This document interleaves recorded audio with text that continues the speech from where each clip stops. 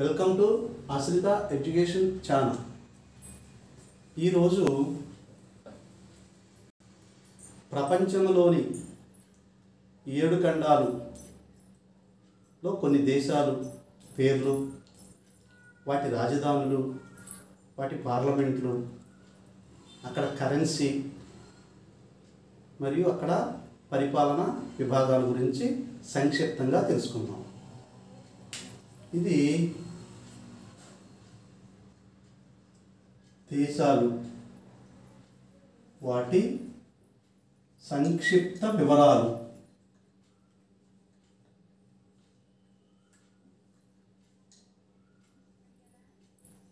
గురించి తెలుసుకుందాం. ముందుగా మన భారతదేశం.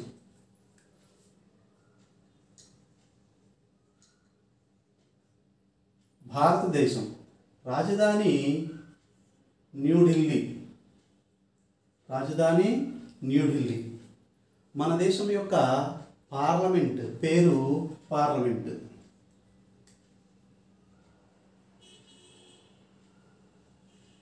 పార్లమెంట్.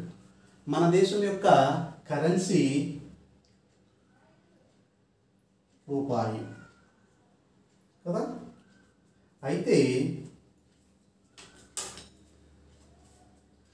మన పార్లమెంట్లో 2 సభలు ఉంటాయి. ఒకటి లోక్సభ, దీన్ని ఇంగ్లీష్లో హౌస్ ఆఫ్ రిప్రజెంటేటివ్స్ అంటారు. రెండవది రాజ్యసభ, దీన్ని కౌన్సిల్ ఆఫ్ స్టేట్స్ అంటారు, అంటే రాష్ట్రాల సభ. ఇది రాజ్యసభ. మన దేశం యొక్క ప్రభుత్వ రూపం పార్లమెంటరీ ప్రభుత్వం. పార్లమెంటరీ ప్రభుత్వం.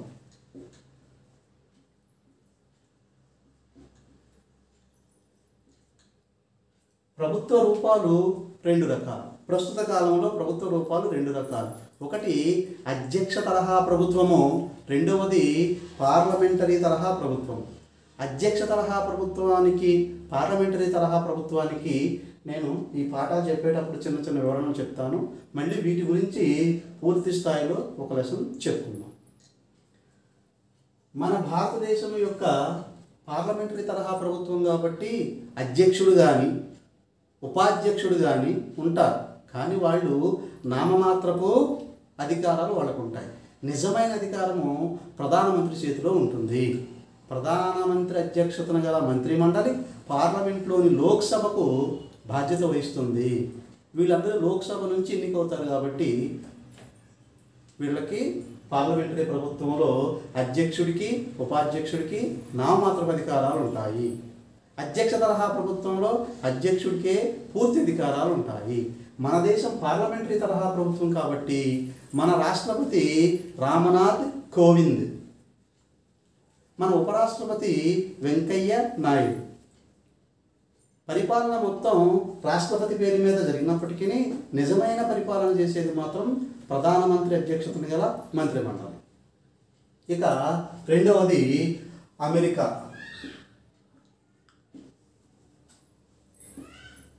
అమెరికా, దీన్ని యుఎస్ఏ అని కూడా అంటారు, యునైటెడ్ స్టేట్స్ ఆఫ్ అమెరికా. దీని రాజధాని వాషింగ్టన్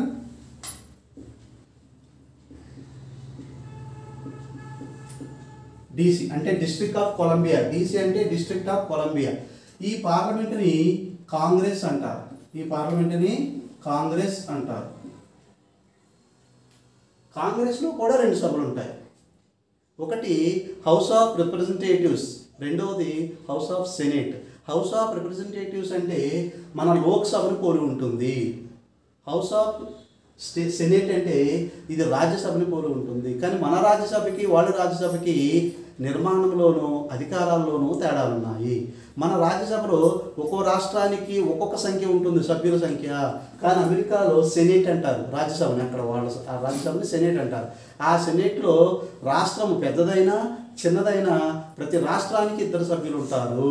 అంటే అమెరికాలో 50 రాష్ట్రాలు, 50 రాష్ట్రాలు కాబట్టి సెనేట్లో సభ్యులంతా 100, 50 × 2 కాబట్టి 100. అక్కడ వాళ్ళది డాలర్ అంటారు. యుఎస్ డాలర్ అంటారు. ఎందుకంటే ప్రపంచంలో చాలా దేశాలు డాలర్లు ఉన్నాయి. సపోజ్ ఆస్ట్రేలియా ఉందనుకోండి, ఆస్ట్రేలియన్ డాలర్. న్యూజిలాండ్ ఉందనుకోండి, న్యూజిలాండ్ డాలర్. దీని డాలర్ అంటే అమెరికన్ డాలర్ అని అర్థము. ఇది మన రూపాయితో మారకం చేసుకుంటే ఎంత, దీని విలువ ఎంత అంటే ₹74.61 సుమారుగా. ఇక్కడ అధ్యక్ష తరహా ప్రభుత్వం ఉంటుంది.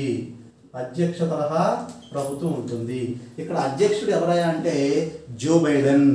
అధ్యక్షుడు జో బైడెన్. ఉపాధ్యక్షురాలు కమలా హ్యారిస్.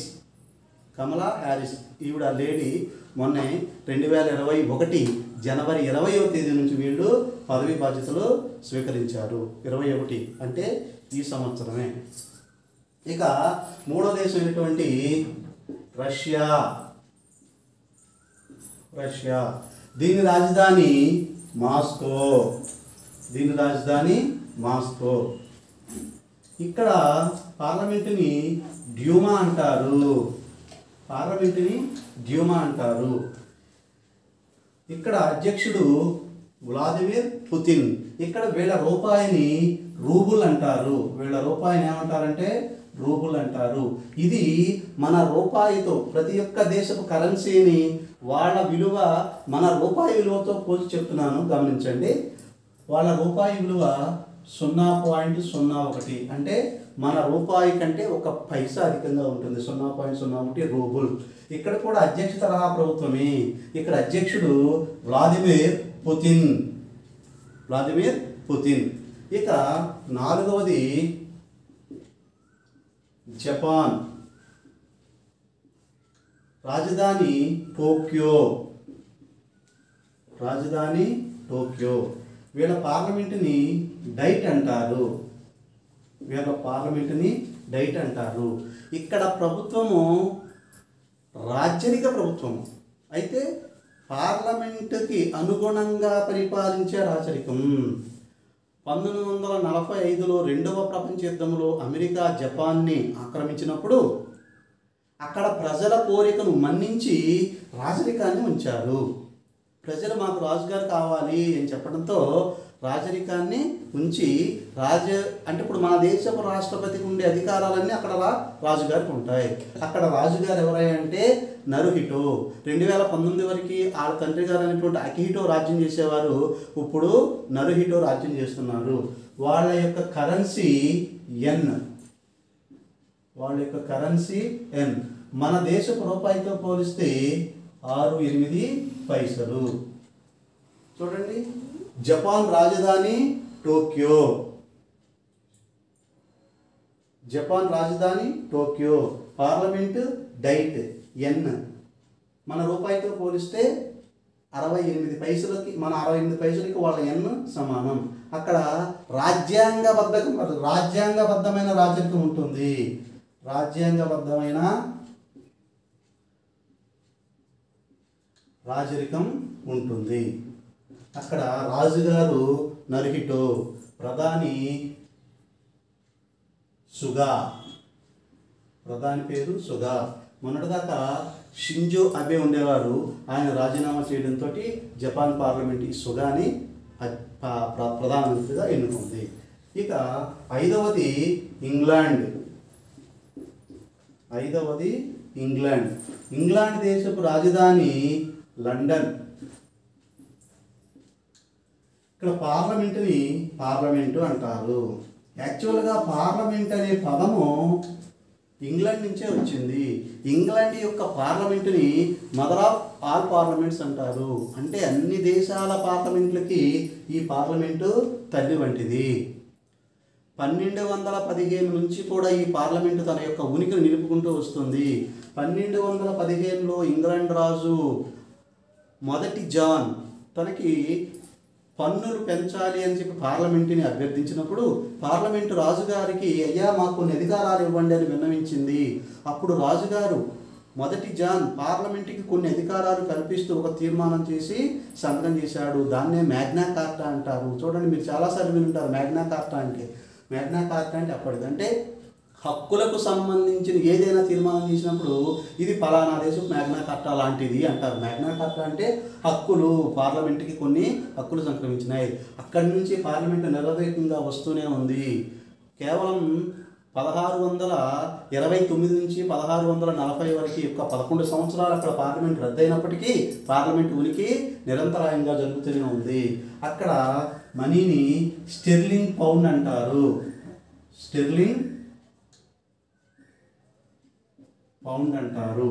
అది మన రూపాయితో పోలిస్తే ₹102.71 ఉంటుంది. అక్కడ రాజ్యాంగబద్ధమైన రాజకీయం, ఇక్కడ కూడా రాజ్యాంగబద్ధమైన రాజకీయం ఉంటుంది. ఇక్కడ రాజు క్వీన్ ఎలిజబెత్.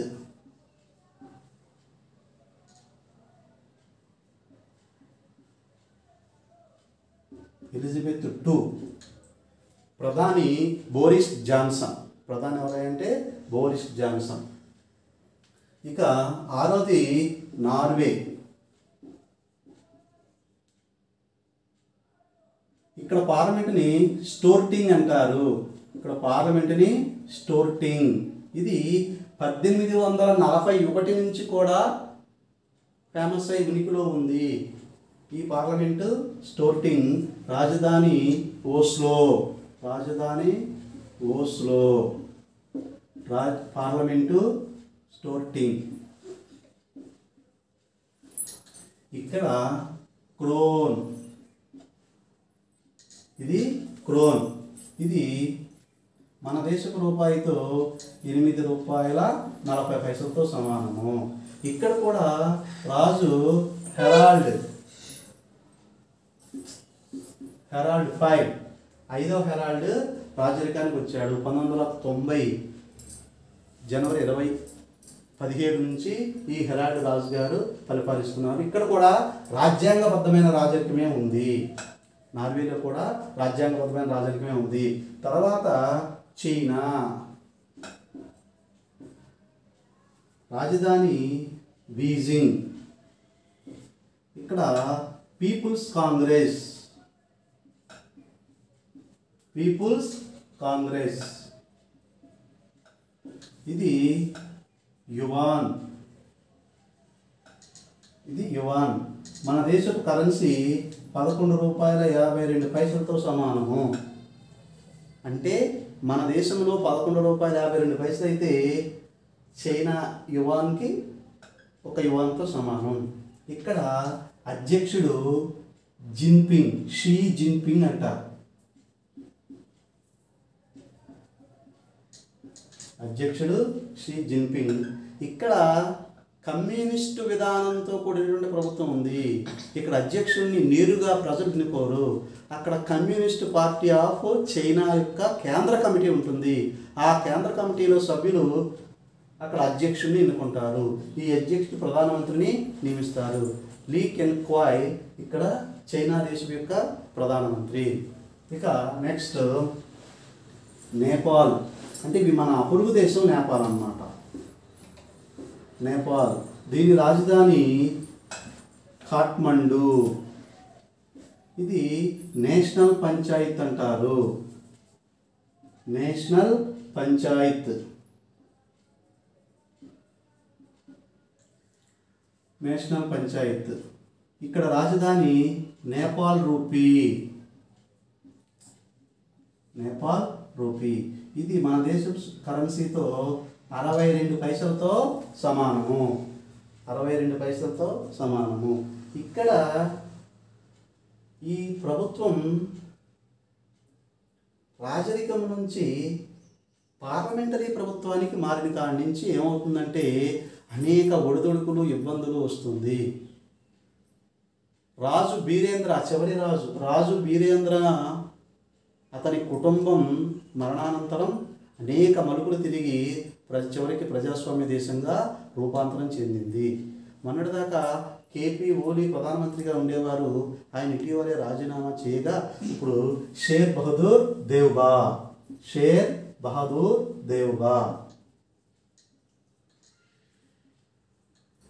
ప్రధానమంత్రిగా ఉన్నారు. ఇక్కడ అధ్యక్షురాలు అంటే నేపాల్ ప్రెసిడెంట్ మహిళ అన్నమాట, విద్యాదేవి భండారి. వాళ్ళు విద్యాదేవి భండారి అంటారు. ఆమె మనకి అధ్యక్షురాలు. షేర్ బహదూర్ దేవ్బా ప్రధానమంత్రిగా పనిచేస్తున్నారు అన్నమాట. ఇక నెక్స్ట్ మన పొరుగు దేశం అనేటువంటి బంగ్లాదేశ్. ఇది బంగ్లాదేశ్ని ఏమంటారంటే రాజధాని ఢాకా. రాజధాని ఢాకా. జన సంసద్ అంటారు. జన సంసద్ అంటారు. ఇక్కడ కరెన్సీ పేరు ఠాకా. చూడండి, రాజధాని ఢాకా, కరెన్సీ పేరు ఠాకా. ఇది మన దేశపు 88 పైసలతో సమానం. 88 పైసలతో సమానం. ఇక్కడ కూడా పార్లమెంటరీ ప్రభుత్వమే ఉంది. ఇక్కడ కూడా ఇది పార్లమెంటరీ ప్రభుత్వం. ఇక్కడ కూడా పార్లమెంటరీ ప్రభుత్వమే ఉంది. షేక్ హసీనా ఈ దేశపు ప్రస్తుతం ప్రధానమంత్రిగా వ్యవహరిస్తూ ఉన్నారు. ఇక 10 పాకిస్తాన్. ఇది మనకు తెలుసు కదా, మన పొరుగు దేశం అయినటువంటి మన దాయాది దేశం. దాయాదులు అంటే అన్నదమ్ములు అనమాట. ఈ దాయాదులు అంటే అన్నదమ్ములు. వాళ్ళు మనం అన్నదమ్ములు. ఎందుకని 1947 వరకు వాళ్ళు మనం కలిసి ఉండేవాళ్ళం. 1947 స్వతంత్రానంతరం వాళ్ళు మన నుంచి విడిపోయి ప్రత్యేక దేశంగా మారారు. వీళ్ళ రాజధాని ఇస్లామాబాద్. ఇక్కడ పార్లమెంటుని నేషనల్ అసెంబ్లీ అంటారు. National assembly, parliament national assembly. ఇక్కడ రూపాయి పాకిస్తాన్ రూపీ. పాకిస్తాన్ రూపీ. ఇది మన దేశపు 47 పైసలకు సమానం. అంటే మన దేశంలో 47 పైసలు అయితే వాళ్ళకి 1 రూపాయి అన్నమాట. ఇక్కడ కూడా పేరుకి పార్లమెంటరీ ప్రభుత్వం నడుస్తుంది. పేరుకి పార్లమెంటరీ ప్రభుత్వం నడుస్తుంది. అక్కడ అల్వి అరిఫ్ అనే ఒక ఆయన అధ్యక్షుడిగా, ఇమ్రాన్ ఖాన్ ప్రధానమంత్రిగా. ఇమ్రాన్ ఖాన్ మనందరికీ తెలుసు కదా, ప్రఖ్యాత క్రికెటర్. ఇమ్రాన్ ఖాన్ ప్రధానమంత్రిగా నడుస్తుంది. కానీ ఇక్కడ ప్రభుత్వం మనందరికీ తెలిసిందే, సైన్యం ఏది చెప్తే అది చేయాల్సిన పరిస్థితిలో ఉంది. అక్కడ ప్రజాస్వామ్యం ఎక్కువగా పరిడవిల్లలేదు. కారణాలు మనకి పెద్దగా తెలియదు. ఇక 11 మాల్దీవులు.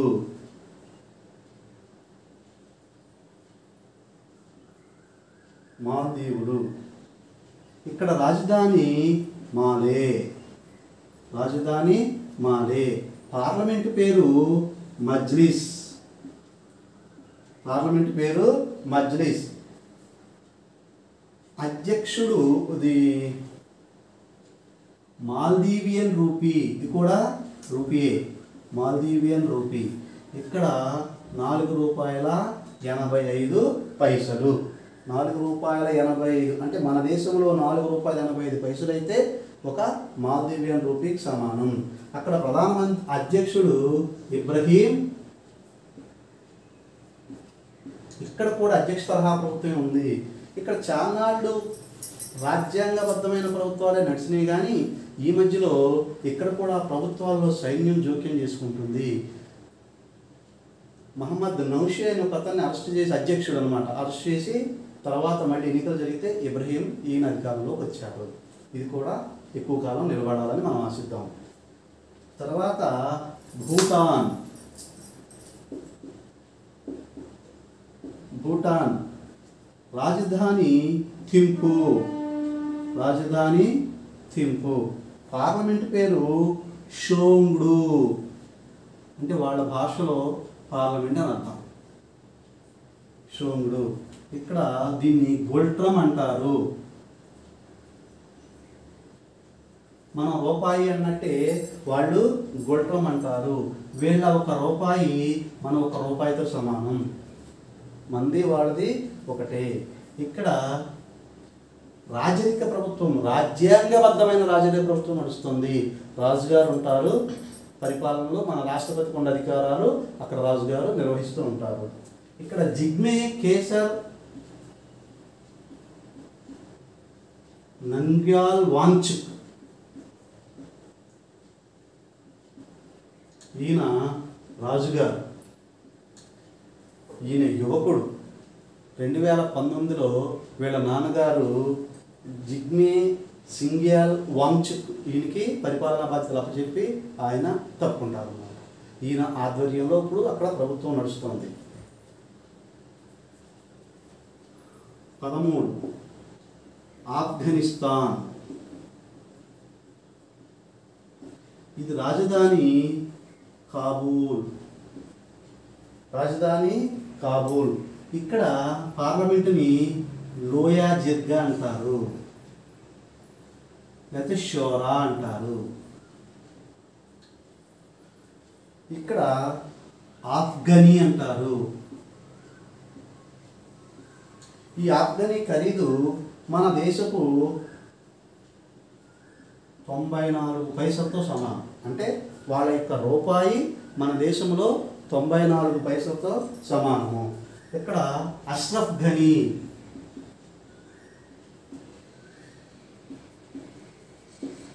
ఘనీ అధ్యక్షుడిగా వ్యవహరిస్తున్నారు ఆ దేశానికి.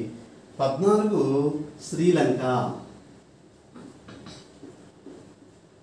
రాజధాని కొలంబో. కానీ ఇటీవల నూతనంగా ఒక నగరాన్ని నిర్మించారు, అది జయవర్ధనపురి కోటే అంటారు.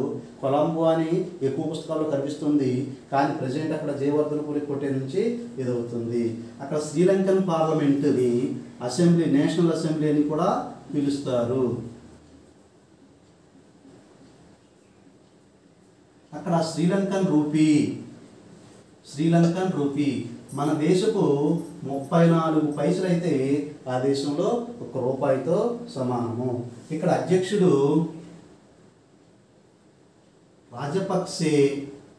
గొటాబాయ్ రాజపక్సే.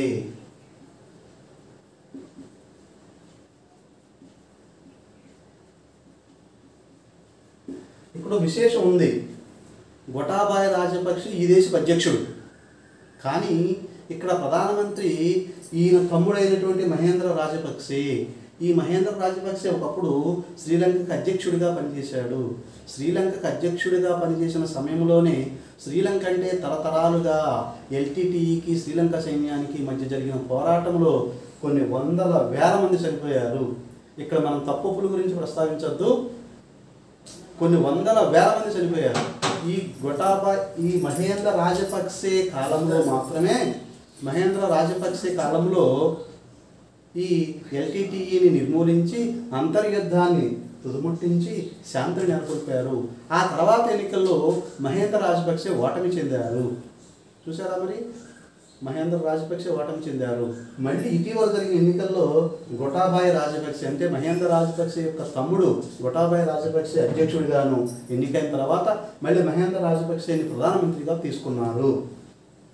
కాబట్టి ఇది 14. ఇక తర్వాత మళ్ళీ ఒకసారి చెప్తాను చూడండి. 15 ఆస్ట్రేలియా.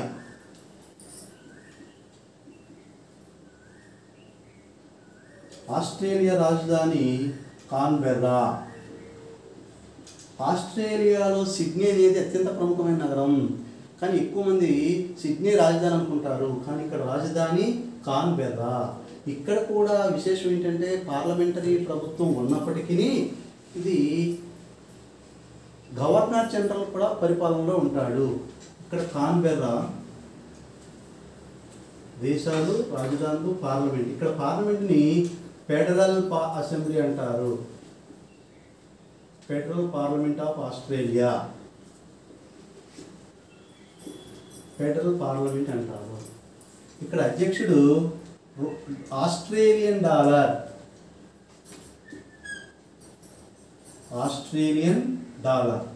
అమెరికన్ డాలర్ లా ఇక్కడ ఆస్ట్రేలియన్ డాలర్. అది మన భారతదేశపు 55 రూపాయల 20 పైసలు. మన భారతదేశంలో 55 రూపాయల 20 పైసలు అయితే ఒక ఆస్ట్రేలియన్ డాలర్. ఇక్కడ ప్రధానమంత్రి స్కాట్సన్.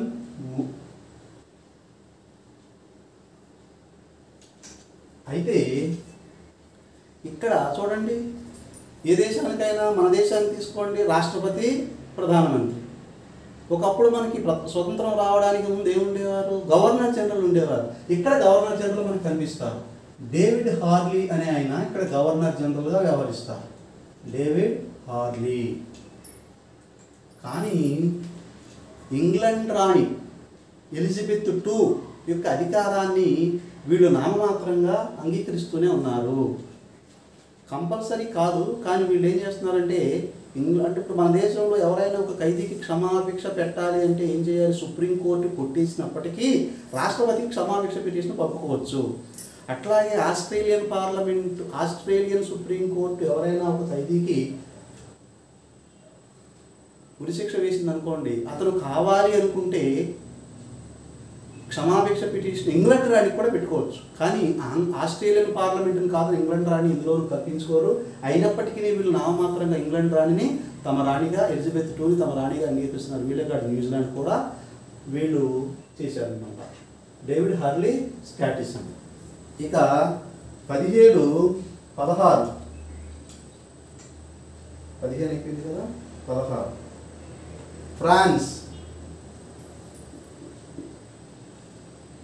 ఫ్రాన్స్ రాజధాని ప్యారిస్. ఫ్రాన్స్లో 1789లో విప్లవం జరిగింది. జరగడానికి ముందు వెర్సైల్స్ రాజధానిగా ఉండేది. అక్కడి నుంచి విప్లవ ప్రభుత్వం వచ్చిన తర్వాత ప్యారిస్ని రాజధానిగా చేసింది. ఫ్రాన్స్లో ప్రముఖ పట్టణం ప్యారిస్ కాబట్టి రాజధాని ప్యారిస్ అన్నమాట. ఇక్కడ పార్లమెంటు నేషనల్ అసెంబ్లీ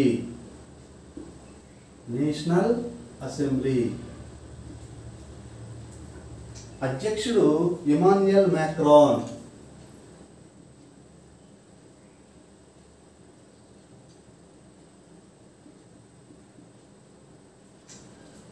ఇక్కడ ఆస్ట్రేలియన్ కరెన్సీ ఒకప్పుడు లివర్లను ఉండేవి. విప్లవ ప్రభుత్వం వచ్చిన తర్వాత లివర్ను రద్దు చేసి ఫ్రాంకులు అంటే ఫ్రెంచ్ దేశం కాబట్టి ఫ్రాంక్స్ అని తీసుకొచ్చింది.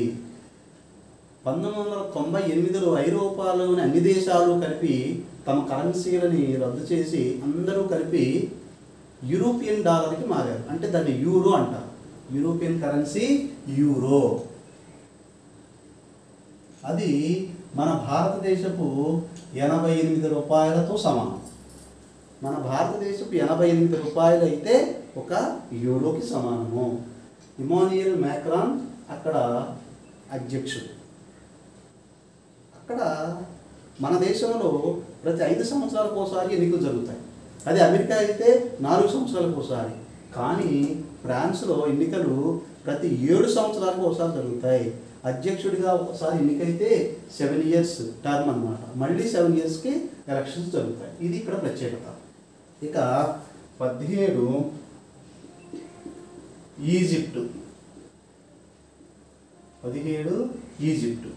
ఈజిప్టు రాజధాని కైరో. ఇక్కడ పార్లమెంట్ ఈజిప్షియన్ పార్లమెంట్ అంటారు.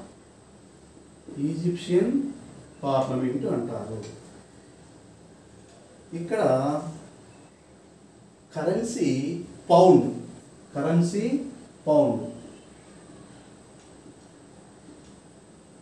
ఈజిప్షియన్ పౌండ్ అన్నమాట. ఎందుకంటే పౌండ్ ఇంగ్లాండ్ దేశం పరిపాలించిన దేశాలన్నీ పౌండ్లుగా పెట్టుకున్నాయి. కానీ మన దేశం ఇంగ్లాండ్ పరిపాలించిన రూపాయలు ఎందుకుందంటే ఇంగ్లీష్ వాళ్ళు మన దేశంలో ప్రవేశించేటప్పటికే మన దేశంలో రూపాయి కరెన్సీ చలామణిలో ఉంది. కాబట్టి వాళ్ళు ఏం చేశారంటే మన రూపాయిని కొనసాగించారు. ఇక్కడ మాత్రం ఈజిప్షియన్ పౌండ్ అంటారు.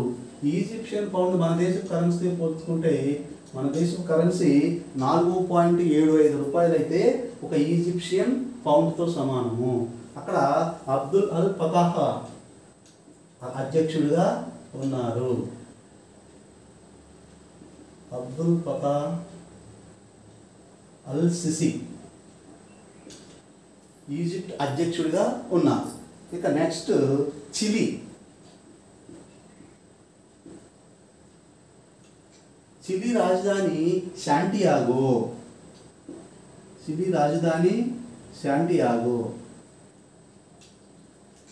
చిలీ యొక్క నేషనల్ కాంగ్రెస్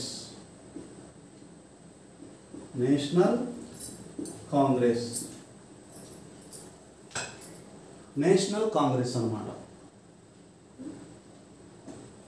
ఈ చిలీకి ఒక విశేషం ఉంది.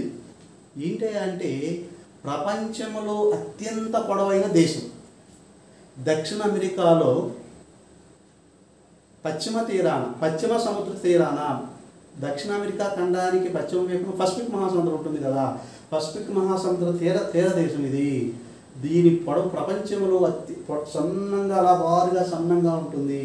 దీని పొడవు 4264 కిలోమీటర్లు, అంటే 4 కిలోమీటర్స్ అన్నమాట. ప్రపంచంలో ఇంత పొడవైన దేశం మరొకటి లేదు. దీని అధ్యక్షుడు సెబాస్టియన్ పినేరా. ఇక్కడ చిలీ కరెన్సీ పేరు పెసో. చిలీ కరెన్సీ పేరు పెసో. విశేషం ఏంటంటే మన భారతదేశపు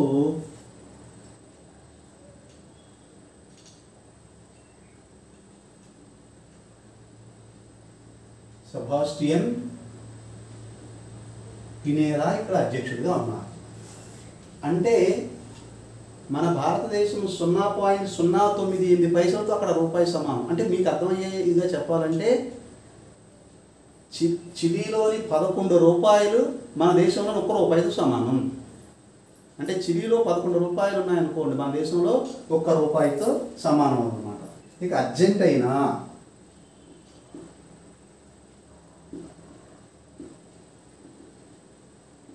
దీని రాజధాని బ్యూనస్ ఎయిర్. ఇది అర్జెంటీనా పార్లమెంట్.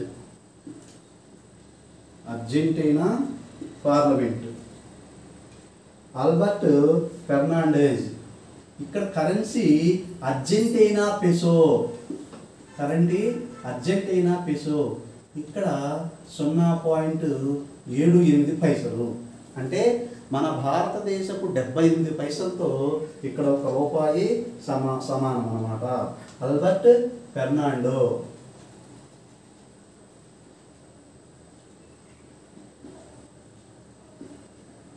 ఇది కూడా అధ్యక్ష తరహా ప్రభుత్వమే. 20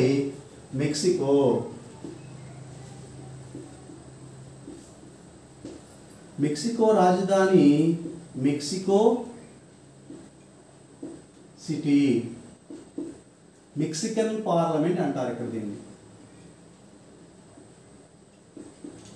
మెక్సికన్ పార్లమెంట్ అంటారు. ఇక్కడ మెక్సికన్ డాలర్. ఇది జనరల్ కాంగ్రెస్ అని కూడా పిలుస్తారు. దీన్ని జనరల్ కాంగ్రెస్. దీన్ని ఏమంటారు? జనరల్ కాంగ్రెస్ అంటారు. ఇక్కడ కూడా మెక్సికోలో మెక్సికన్ డాలర్ ఉంటుంది. ఇది మన దేశపు 3 రూపాయల 75 పైసలతో సమానము.